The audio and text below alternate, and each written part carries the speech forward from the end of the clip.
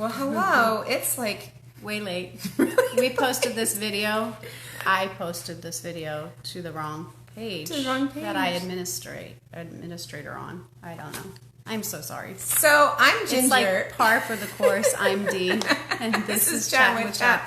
About 20 minutes late. I thought it was weird because I didn't really see a lot of viewers. Yeah, we didn't see viewers. Like, where are all of you guys? And then I also was thinking last week we had that little square, and this week we don't, but we still don't. But we still don't have it. So anyway, here we are. We're actually on the right page now, about 20 minutes late. So we're sorry for being late today. But like always, we had some technical difficulties. And the first time through was really good. It was good. But now I'm flustered, so I don't know what the flustered version will be like. It'll be fine. Yeah. It'll be good. So we're going to talk about testing today. So y'all, we're all in the flow of homeschooling. It's, here we are at the end of October already. I can't believe it. And so there's that whole testing thing that is out there somewhere in the future for this year. So we're just going to talk over a few things. And I did want to mention that the content for today's video came from the Pennsylvania Homeschool Home. I said that. I think I said homeschool in the last video. So it's Pennsylvania Home Educators Association, PHEA. Our friends posted this last week. I think they posted this out. All this information that we're going to share with you. And I asked if we could share it in a video, and they said, "Well, sure." So here we are, and we're going to share what they put out there. It was really good and thorough. So here we go. So, just to clear up exactly what the law says, the PA Home Education Law requires that in grades 3, 5, and 8, results of nationally normed standardized achievement tests in reading/language arts and mathematics, or the results of statewide tests administered in these grade levels, be included in your child's portfolio. Okay, so pretty much just means you got to have a test done in grades 3, 5, and 8, and it would be in your portfolio. So if that's you and you're planning on doing it this year according to our homeschool law, here is some useful information to help you out. So for compliance with the law, it doesn't matter when you test, fall or spring. So I think everybody has this idea that we have to do it in the spring or in May. That's not true. You can do it whenever you'd like. Some find personal reasons for doing it at specific times.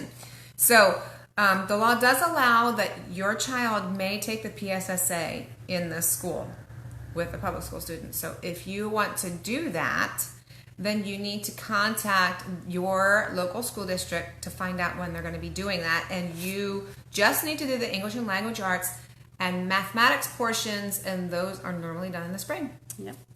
And home educated children do not need to. They're not required to take those PSSA tests. No. This is a test that is administered in an environment that is naturally foreign to homeschoolers by a teacher who's very unfamiliar with them, in a group that has actually been taught to the test by the public school teacher. So that added stress on the child rarely gives an accurate picture of their knowledge. Exactly. So we want to stick our kids in a place where they are comfortable. So the Pennsylvania Department of Education does have a list of tests that they accept that are acceptable options. So they are not all identical. So they do vary in length, they do vary in scope, like what all they cover in their test. They're not all the same. So you're going to want to maybe research the differences or just pick one off the list and go with it. So here's the list. California Achievement Test, Comprehensive Testing Program, Iowa Test of Basic Skills, Measures of Academic Progress, Metropolitan Achievement Test, Peabody Achievement Individual Test, the revised version, Stanford Achievement Test, Terra Nova, Woodcock-Johnson Revised Tests of Achievement 3, Woodcock-Johnson 4, Weschler Individual Achievement Test 3. The only restriction on who may give the test to the student in grades 3, 5, and 8 is that it cannot be the parent. So any other family member or friend may administer the test to the child.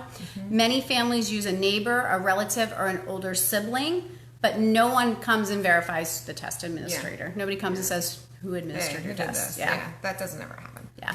Will there be a link on how to find these tests? Well, I can list the individual list in the comments, but pretty much if you stick it in a search engine and go California Achievement Test, it'll take you to they have websites. Yep. And Academic Excellence, I think, was a webpage that I was on to purchase tests. So you could check that out. They just had a sale. And yeah, if you search them, they're out there. So thanks for the question. Yes. We appreciate your question.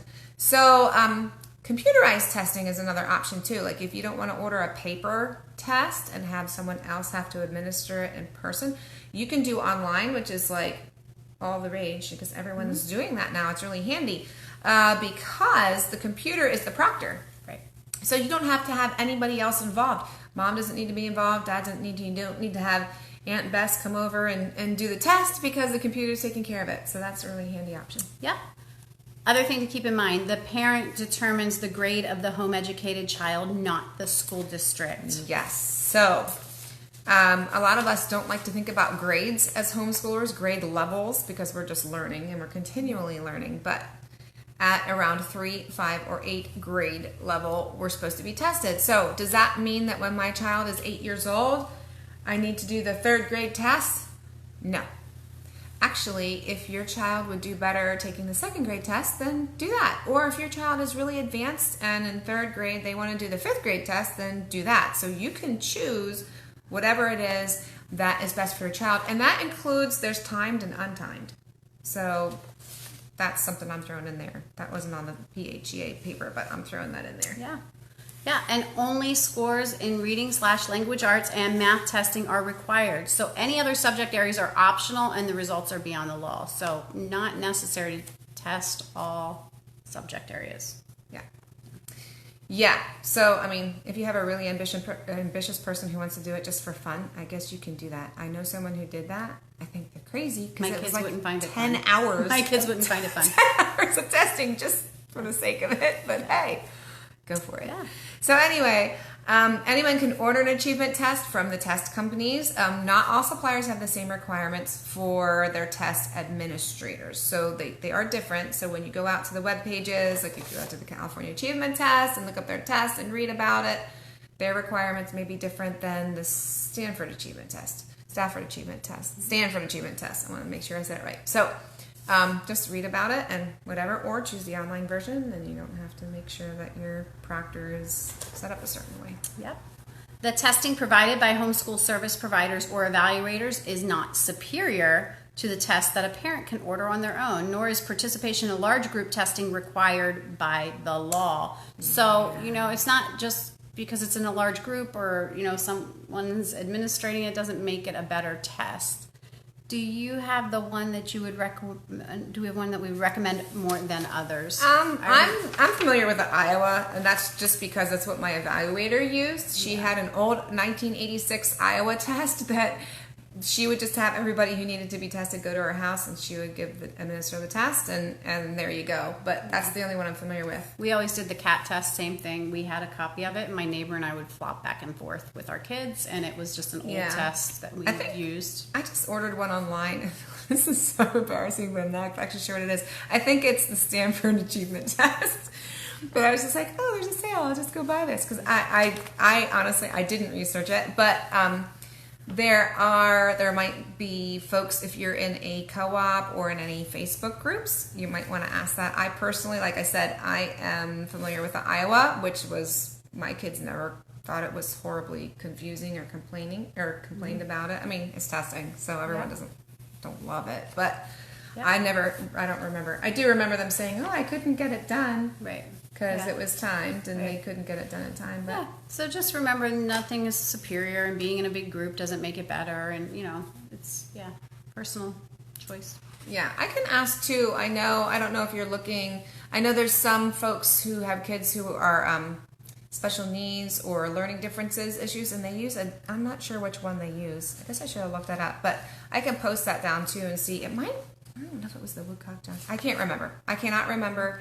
I can look that up and see which test is better in those situations. But I know there's like some folks that come and help to administer tests for kids who really struggle. So I can look that up. Yeah. So where was I? Okay, so it says studies have in fact shown that students do better tested in familiar surroundings And for homeschoolers, that would be home. So like you could do the PSSA, you could go do the group testing at the evaluator or at your co-op, but that might make the kids uncomfortable. So you do it at home instead. So it's just whatever. Well, and when you choose to do it that way, testing can be less expensive when the tests are ordered through the mail from a test supplier compared to the cost of testing provided by a homeschool business. So also something to keep in mind, the price. Yeah, so if an evaluator is doing it, you got to pay the evaluator to do it, right, plus the price of the test and all that. Like if you're doing it computer online, then you're just paying the price of the test. And if you get it at a discounted rate, then that's even better. So, but if your kid really hates the computer and doesn't want to do online, well, then maybe in person is really the way to go. Mm-hmm. So you just kind of have to see what your child likes. And maybe your child loves going to big group things, and that wouldn't freak them out at all. Yeah. And just do what's best for your child. Yeah. So, there are no acceptable test scores. So don't think that your child has to get to a certain level in order to pass or to move to the next level. That's not a thing. So the only thing that the law requires is that you have a test done and you put that in your portfolio.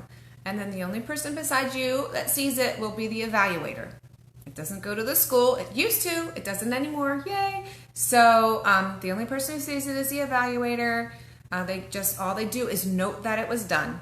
They don't say, well, this isn't good enough, or you have to do higher at this, or whatever. I mean, we had some pretty low scores in certain sections, and nothing was ever said. It's just that it's something you need to do. Right. And those scores are usually not a surprise to you as a mom, because you know where their areas of struggle are. So it's also not necessary to point it out to your child. It's make it more stressful to them. Oh, I did poorly the last time, or So So don't stress over testing, because the most important thing you need to remember is your child is not defined by a test score. God has a purpose and a plan for their life, and that test has no bearing on that plan. And so it's an educational tool, but what happens is when you're stressed, you pass that on to your child, and it makes them feel stressed. So the important thing is, I hope we've encouraged you. I hope we've cleared up any confusion you may have had, and so that you can be relaxed, so that in turn it helps your child be relaxed, because the test is just a tool. And so you don't need to use it as we're doing terribly, or we're failing, or it's not. Yeah. So to your question that you had earlier, which one do you recommend? And I didn't research them. I just picked one. Well, I didn't even pick one. My evaluator did it, and I just went with it, because and some people really research and say how long is this, and you can do that. I didn't put a whole lot of stock in the test, because I knew what the test was going to say. So it didn't matter to me which one I picked. Now, some people may feel completely different than that, and that's totally great and cool, because you do you do what's important to you in your homeschool. So, but you might, if you have a network of homeschool families, you can ask them, hey, have you done testing? What do you think? Which do you prefer? Which one's a little more friendly? Yeah. So, and you can do one this time and do a different one next time. There's no rule there. So there's no rule there. So we hope this cleared it up and gave you some encouragement. Please don't let this be a stressful thing. Yeah, and like I said, the content today was from our Pennsylvania Home Educators. I want to get their thing right, because I keep saying it wrong.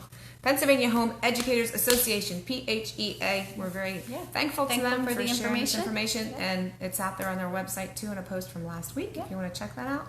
Next week, talking about organizing an organized homeschool. I'll get organized by next week and let you know what it's like. It only took 21 years. Yeah, something like that. That'll be good. Yeah. Well, this has been Chattin with CHAP. See you next week.